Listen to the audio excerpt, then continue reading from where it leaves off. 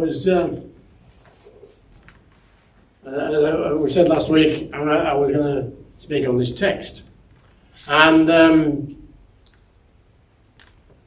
I've said this before, but I'll say it again it's worth saying again. The parables of Jesus are, to me, very interesting. And when I was young, there were sort of nice little stories, a bit like Aesop's fables. They were treated a bit like that. And it was sort of little ethical wisdom to help you live your life by.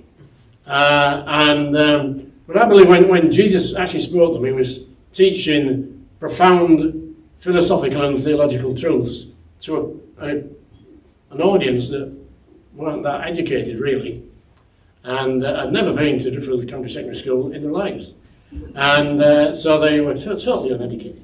And anyway, over time, these stories of Jesus sort of lost their theological meaning and became interesting stories, and then later on they actually became allegories. And of course, allegories can say whatever you want them to say. So I still think the primary reason of the parable was to teach these profound truths in a way that could be understood by the people of the day. And we can understand mostly quite easily too. But this one, about the unjust steward, might be more difficult. I did wonder if Kim read this, how much you think, how am I going to get a song to go with that? I did wonder about that, but he must have managed it all right, as you can tell. Anyway, this is, of course, as it says, is recorded in Luke, and we call this the Gospel of Luke, and it's really the first epistle of Luke, because his second epistle is, of course, the book of Acts. And so we know this is the Gospel according to Luke. And if we read chapter 1 of Luke, we see that Luke wasn't actually an eyewitness of the things Jesus did and said. But he interviewed carefully loads of people who were actual eyewitnesses to the works and words of Jesus. And I think that's quite important to realise. Say if we compare him to, say, Buddha, who had this revelation, we're asked to believe that this actually happened, that Buddha had this great revelation about truth. There's no witnesses, no record, just what he said. And it's the same for Muhammad. He claimed this angel came to him and gave him this stuff which he wrote down. No witnesses, nothing. We're just asked to believe that. And obviously people make their choices. But with Jesus, we have 4 accounts or biographies to look at. And I believe, because it was written so close to the events that occurred, that I believe there can be trusted as history. So I think it's important to bear that. But of course, over the years, things change. And when Luke wrote this down, there wasn't a chapter break. And it probably affects the way people have interpreted this parable because of the chapter break. Because in the chapter before, you've got the parable of what is commonly called the parable of the prodigal son. And this parable of the unjust steward flows on naturally from that. But when about the 4th century chapters were introduced, it put this break in, and perhaps that connection is to our eyes, lost. And anyway, to me, they should be regarded as going together, because the 2 parables deal with the same themes. And each parable has a master who demonstrates extraordinary grace to a wayward underling. That's the first likeness of the parable. Now, I've got that, I thought, fairly big. I'm not sure if you YouTube viewers will be able to see that, but I'll keep going because I have no option, really. And both stories contain an ignoble son or steward who wastes the master's resources. So there's another similarity of the two parables. So you can see they really fit together, really. In each, the wayward underling reaches a moment of truth regarding those losses. And again, in both cases, the son steward throws himself on the mercy of the noble master. And both parables deal with broken trust and the problems resulting from it. So you can see why they should really go together, these two parables, and be understood together. And of course, in this one, in this particular parable, Jesus is talking to his disciples, not to the wider crowd. And we read the parable, which we will do in a moment or two. But we understand perhaps that superficially the parable appears to be about an embezzler who cheats his boss, and Jesus seems to commend him for it. And this was quite a puzzle to me for years. I think, what's this about? And I wasn't the first to think this, because Julian the apostate said the parable taught Jesus' followers to be liars and thieves, and all noble Romans should reject all such corrupting influences. So that's about the 4th century. And it is, you read it and you think, well, where are we going? So anyway, we can read the text. There was a rich man who had a steward, and charges were brought to him that he was wasting his goods. And he called him and said to him, "What is this that I hear about you? Turn in the account of your stewardship, for you can no longer be my steward." And the steward said to himself, "What shall I do? Because my master has taken the stewardship from me. I'm not strong enough to dig. I am ashamed to beg. I know what I will do, so that when I am put out of the stewardship, they may receive me into their own houses." So summoning his master's debtors one by one, he said to the first, "How much do you owe my master?" And he said, 100 measures of oil. And he said to him, "Take your bill, sit down quickly and write 50. Then he said to another, "And how much do you owe?" And he said, 100 measures of wheat. And he said to him, "Take your bill and write 80. Then the master commended the dishonest steward for his prudence. And then Jesus adds at the end, "For the sons of this age are wiser in their own generation than the sons of light." So there you are. That's you can see the conundrum there with this. What's all this about, sort of thing. Now, this parable is very much a traditional Middle Eastern story, I understand, and so it is to that culture and time that we should look to better understand what it's saying. And beside the master and the steward in the characters in the story, we must also factor in the community, which, although not specifically mentioned, is a massive factor in Middle Eastern culture then and still is today. And so we have this situation. So the story goes, we are told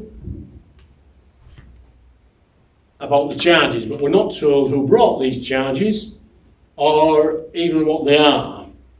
Now, we can surmise that if the other servants had brought these charges, that the master would have investigated further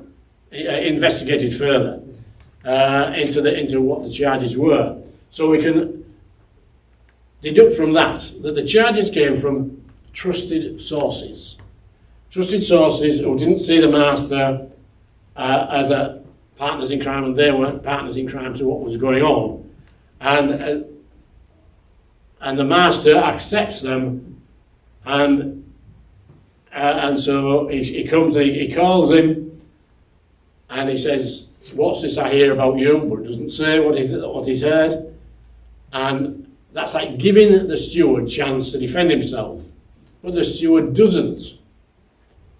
I will say more about this later, but this is remarkable that he doesn't say anything. And he says, hand in the books. The steward says nothing. Now, here and there, now and then, silence is sometimes more often regarded as a confession, and in this case, a confession of guilt. And so the steward says nothing, and he's too crafty to say something and volunteer information to get himself into even more trouble. Because he doesn't know just how much the master knows, but he's obviously been fiddling the books, and he doesn't want to get himself into more trouble. And so he says, turn in the account, you can no longer be steward. Now, obviously I don't read Greek. Well, it may not be obvious, but I don't read Greek. So I read people who do read Greek, and so I read that in the original Greek text, there is a definite article before account, the word account. And so that means hand in the account books. It doesn't say balance them, it doesn't say audit them and hand them in, it says hand them in. The man is sacked, he's finished. The only job he has left is to get these books and hand them in. Go and get them. And you may think of a modern equivalent of somebody being sacked, instant dismissal, and they say, go and clear your desk. Or if it's for dishonesty, they might send the person with a member of the security team to watch they don't just clear the desk and run off with the company's property or whatever. Or change something on the computer or something, whatever. But this doesn't happen in this case because Microsoft hasn't been invented. And so they brought they had to go and bring the books.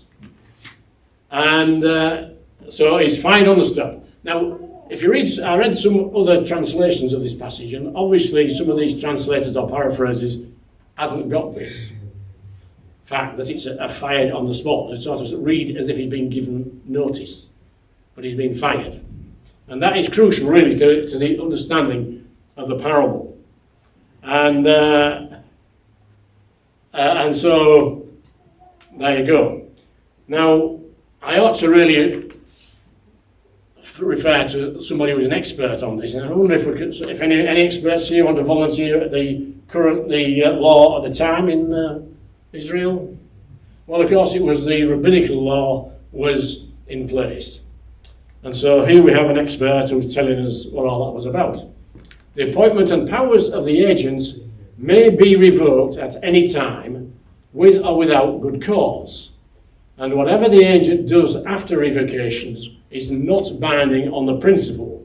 It takes effect, however, only from the time that it is brought home to the agent or the person with whom the agent is dealing. So that's what the law was that was in place when this steward was fired. And so he has to go and get the books. Now, as I said, Jesus was telling this to the disciples, and if they didn't understand this fine point of law, which I tend to think they probably did, Matthew, of course, would understand, and anybody could ask him, I suppose, what do you mean he's fired? And so they would know, let's say they all knew this was how things worked. So, what would they have expected, however? Now, in the Middle East, getting dismissed is often followed by days of negotiation. And this servant doesn't go there. He knows his master too well. He knows his master cannot be manipulated or persuaded. He knows this. And so he doesn't go there. He just goes to get the books. And like I said, his silence was really basically a confession. But it's also not only a confession of his guilt, it's also a confession as to the nature of the master. Now, are you working out who the master is in this parable? Well, of course, the master is God. And God, whatever you say, he won't move. He's there, and that's it. So if you understand the master is representing God in this parable, and Jesus is wanting people to understand the nature of God. He's wanting to understand how God works, what he's about, what he thinks, how he deals with people. And he wants people to understand that so they can relate to God more clearly. And my source, Kenneth Lee Bailey, who spent decades in the Middle East and was fully conversant with how they, if you like, think, he said he has never seen or even ever heard of anyone being dismissed who didn't try and plead to be reinstated. He's never heard of it. He found it unimaginable that anybody would walk out without discussing. So it really does say that this man understood his master and knew he's guilty, that's it, he's not going to get away with it. From Adam onwards, humans who, confronted by God, were never successfully offer excuses for the evil they've done. But like Adam, they often try. But this man didn't. So the next scene in this story is the monologue. The steward is on his way for the books, and we're like reading his thoughts. What shall I do? So that when I am put out of the stewardship, they may receive me into their own houses. Now this phrase, received into their house, is an idiom meaning get another job. What shall I do to get another job? That's what he's saying. And he's trying to work out what he shall do. He needs to win friends and influence people. And he needs to act quickly too, because he's only got basically time to go and get the books. And so he needs to do this quickly. And he's, as he was fired in private, although he's been fired, it was done in private, and so nobody knows that he's been fired. So that gives him a window of opportunity, as they say. And he needs to do this. He knows what he does. He needs to pick some debtors, and he needs people who can write, and he needs people who maybe aren't too honest. There isn't anybody scrupulous. So he picks these debtors, and he meets them in private. He doesn't call a debtors meeting, because that could spin out of control. He calls them individually so he can have a private deal with them. And so he can do this. So this cunning plan that he has needs all sorts of assumptions to be operating in his plan. And because nobody knows he's been fired, the servants are assuming that he's the steward. And so when he says, go and tell the debtors to come, they go. The debtors, when the servant comes, believe he's still the steward. So they come, and it's not harvest time, so the master must have given the steward something important to tell them. So they go. And these assumptions are in place. And none of this would happen if anybody knew he'd been fired. So then he asked the first debtor, how much do you owe my master? And he said, 100 measures of oil. Now, this is just an opening of discussion. He knows how much he owes. He's got the books in front of him. But it's an opening discussion to get the man thinking about debt and so on. And he says he'll write down 50, and he wants the debtor to write in his own hand. The steward doesn't want his handwriting to say this has been reduced. He wants the debtor to write in place what is happening there. And these debts are because the master owns the land, and instead of paying cash for rent for the land that they're farming, they pay in produce. And so this is how the debts arise. And the debtor complies. This is a nice deal that's going to save him quite some money, and perhaps in a fuller understanding they would share the difference. Or maybe not, maybe it was just to get himself a place to go. Now, in Middle Eastern culture, there is a very clear distinction between public propriety and private awareness. So the debtor has to be able to publicly say, I thought the master had authorised it. So this is what this is all about. And the steward wants them implicating so they won't go and tell the master what he's doing. And that's why he gets them to write it down. And everybody can see this when the records come to light. And another thing we need to be aware, these debts were huge. The 50 measures of oil was worth about 500 denarii, which is about 18 months' wages of a farm labourer. It's a big debt. And although the second debtor has different percentages, the actual value, if you like, cash value, is about the same, despite the different percentages. And so they both get these massive discounts. And this needs to be understood that this is a big debt. And we need to understand how things will work in there.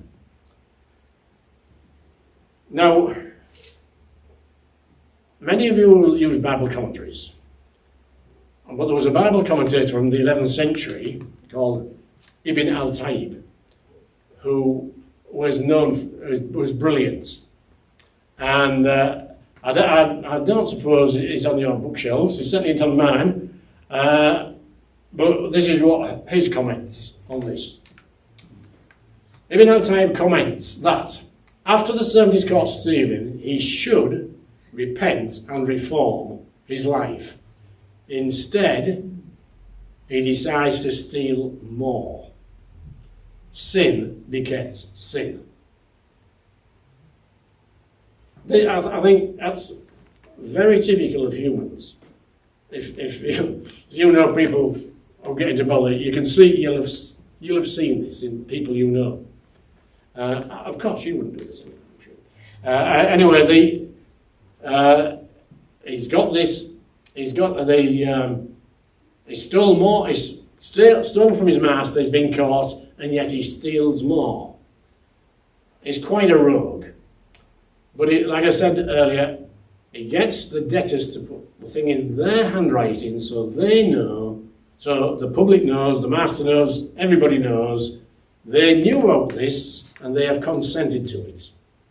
It's all there. The record's there. He's pretty clever, this fella. You've got to say, he's thought this plan up as he's walking to get the books. He's a pretty sharp bloke. He's pretty clever. And so the deals are done. Now the tenants return to the village and they share the news with the family and the community about this wonderful reduction in the rent that they've got. This must be the most generous landlord that the village has ever known to give such huge reductions in the rent. And so it's like party time in the village. The whole village is going to benefit from this unexpected prosperity. And the steward goes back with the books under his arm, and he's like the cat that got the cream. He's got the thing now, and he produces the books. The master opens the books and reads the changes made by his closest business associates. And he reads this and he considers his options. Obviously, the first option, he could go down to the village and say, this was not authorised, the man was fired, it has no legal standing. The debts are still owed. They must be paid in full at the due time. Now that would really, as we say, rain on their parade. It would certainly dampen the party and so on. And the other option, of course, is that he could keep quiet and he could pay the price for this rogue's salvation and continue to enjoy his reputation as a generous man. Now, this reputation is enhanced by the steward's action, but it's not, his reputation is not created by it, because he's already demonstrated generosity to the steward, because he didn't jail him for robbing him. He could have sold the steward and his family to pay for the losses. That was the practice. But he didn't do. He'd already shown that generosity, and the steward seized his generosity and has decided to risk that. The steward risked all that, his freedom, his family's freedom, everything, on his understanding of the generosity of the master. And as we read, he was condemned for his actions, but praised for his confidence in the gracious nature of his master. He sins that grace may abound.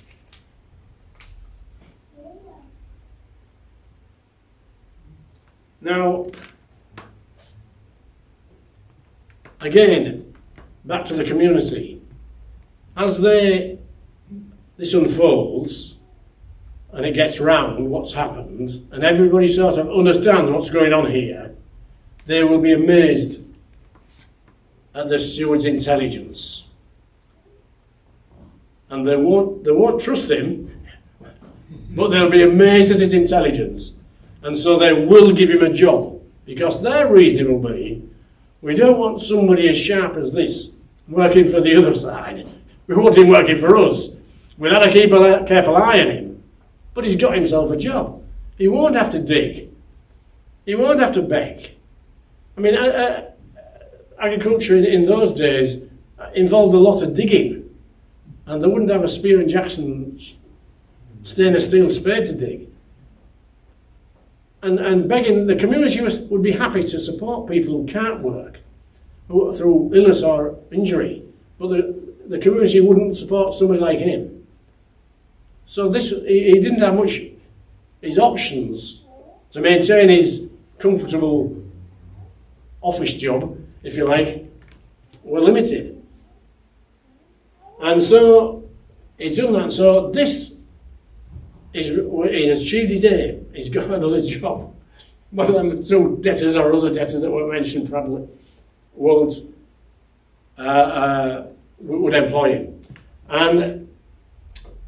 And so the entire scam is based on the steward's evaluation of the gracious nature of the master. So now you see this is telling people what God's like. You've got that, yeah? And in the story, there's a commentator who explains it quite well. There is all the difference in the world between I applaud the dishonest steward because he acted cleverly, and I applaud the clever steward because he acted dishonestly. There's a massive difference there. And so when this the master commending the dishonest steward. That's what it is. And he's applauded him for correctly assessing the nature of the master. Now, the whole parable is based on the psychology of an oppressed peasantry, which was the society in Galilee at that time. And they would see the steward as sort of like a Robin Hood figure and see him in that sort of light. And so they would see him that way. So they don't see the steward as evil. And in Jesus' parables, people are not evil. They're just a bit flawed, which is a bit like me, really. So it could have been about me, couldn't it? Except I am as clever as this bloke.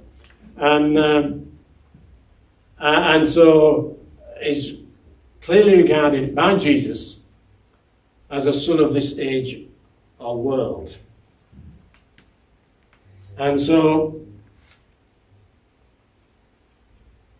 Jesus wants the sons of light to use their intelligence like the dishonest steward and trust completely in the mercy of God for their salvation. That's what Jesus is saying in this story. Now, I would, prior to reading this stuff, I would puzzle about this, like I've said. But he didn't. And of course, the prodigal son made a similar decision. It's so similar how he came to his senses and threw himself on the mercy of his father. So what about you? What about me? So I'd like to just summarise, if you like, the theological stuff out of this, which I'll just read through this. So the story is about the nature of God. God is a God of justice, mercy, and personal integrity, or honour. His sense of justice caused him to dismiss the rogue. His mercy is shown in that he stopped at dismissal. No jail, no being sold. It also shows in his willingness to pay for the servant's salvation. His integrity is understood by the high regard he is held in the community and in his filing dealing with the steward. So the first thing is about the nature of God. Next is about the exposure of sin and its condemnation.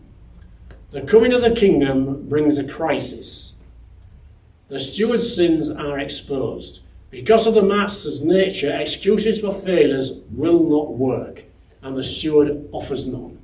He is condemned as a son of this world or age because of his lies and deceptions. The insidious nature of sin. Once caught, the steward should have repented, reformed his life, and tried to make amends. He did not do so, choosing instead to steal more from his master, but in a bolder and more aggressive fashion. Sin breeds more and greater sin. We often see this, don't we, in life, that somebody makes a mistake, particularly in political life, and they try to cover it up. And the cover-up is worse than the actual thing they actually did in the first place. And it's just so true to life is this. This is just how we are as humans. The steward's intelligent perception. The steward is not commended for his ethics. He is a son of this age or world, but for his accurate understanding of his master's nature. He correctly reads his master. The steward experiences extraordinary mercy at the beginning of the story. He opts to risk everything in the confidence that his mercy and generosity are at the core of his master's identity. If he is wrong, he will lose everything, including the freedom of his family. He gets it right. Jesus longs for his disciples to have the same informed perception of God. The steward's willingness to act. The steward has the courage to act on his deepest perceptions. It is a huge risk, but one he takes.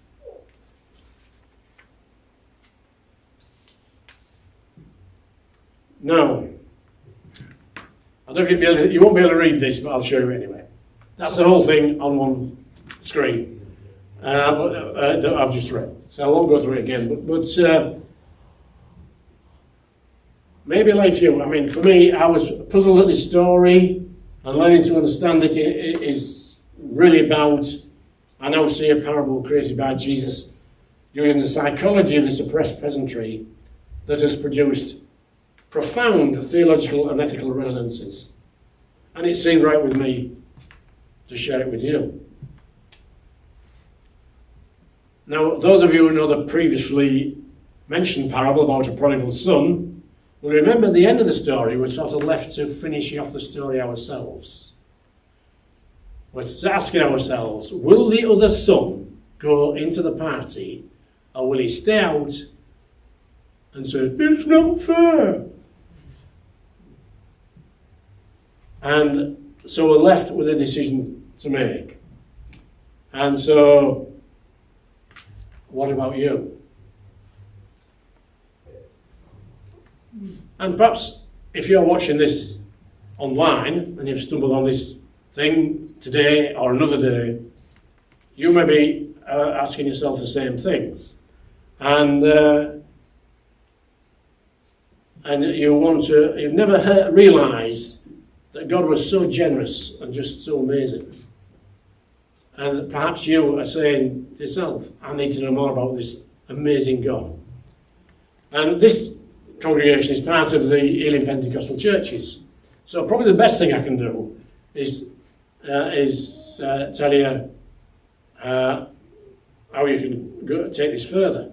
Obviously, you know who we are because you've got us on YouTube. So you know we're on YouTube as this congregation. And the Elim Pentecostal churches have their own thing, which is called Elim Pentecostal Churches. That's plural. Or you can go to the website. And now you can see on the, you maybe can't, I don't know if you can see that or not on the screen or not.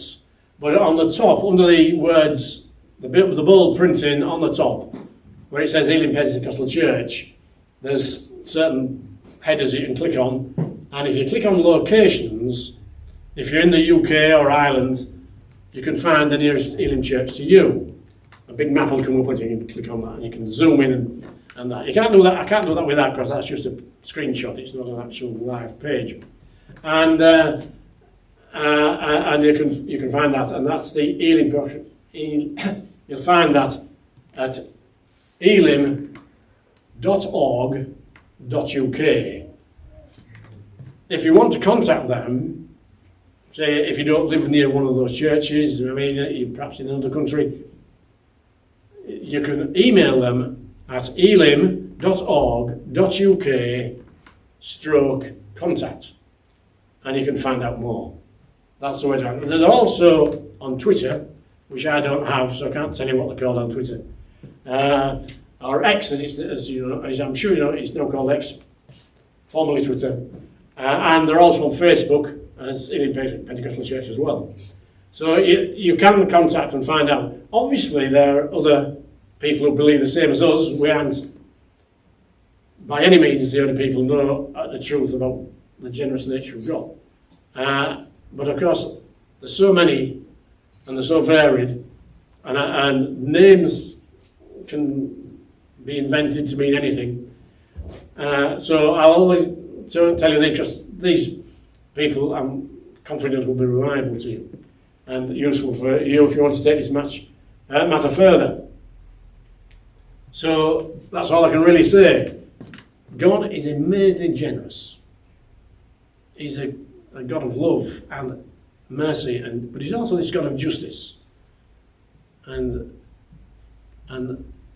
to understand the nature of God and realise what he's like, it really core to accepting him and allowing him to change your lives. Thank you for listening. I know it's perhaps a bit heavy and theological and historical, I don't know, but to understand that parable, to me, it's so rich of meaning that I hope it really helps you understand God. Thank you for listening.